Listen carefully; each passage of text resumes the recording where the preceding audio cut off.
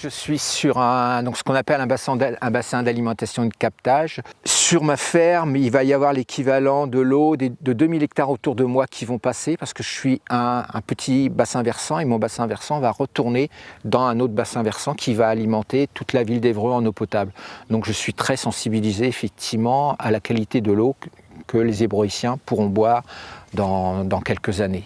Quand je suis en train de traiter dans mes champs, je me protège, j'ai un masque, j'ai ce qu'il faut pour me protéger, sachant qu'effectivement tout pesticide est dangereux pour la santé.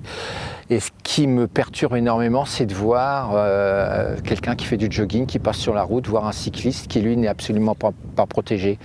Et le fait d'utiliser beaucoup moins de pesticides, ça me rassure, ça me satisfait.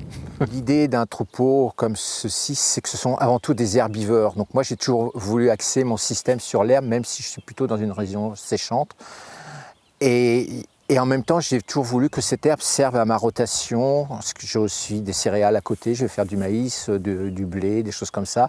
Et donc, j'ai toujours voulu que ces prairies rentrent dans ma rotation. Comme je suis éleveur, sur les prairies, pour moi, ça a été très facile de démarrer sur les prairies, mettre aucun pesticide. Pour moi, c'est extrêmement facile de travailler là-dessus. Ce qui m'a interpellé, c'est qu'effectivement, sur le côté céréales que j'ai à côté, j'étais très utilisateur. Et tout doucement, je suis commencé à aller voir les maladies sur mon blé et à trouver des indicateurs et me dire, non, ça... je suis peut-être limite par rapport à cet indicateur-là, mais je ne vais pas traiter, je vais voir. Aujourd'hui, ça fait pas mal d'années que je ne traite plus et je n'ai plus de fusariose.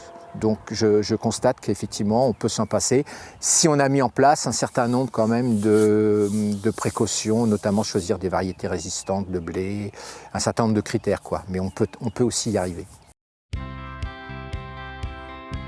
Je suis même très satisfait du système que j'ai mis en place, même si effectivement il faut toujours que j'évolue. Donc effectivement, je vais produire moins que mes collègues, mais j'ai aussi des charges moindres aussi, ce qui fait que j'atteins un objectif de revenu qui correspond à mes attentes. Et en plus, ce système me permet aussi de répondre partiellement à la demande de la société, à savoir utiliser beaucoup moins de pesticides.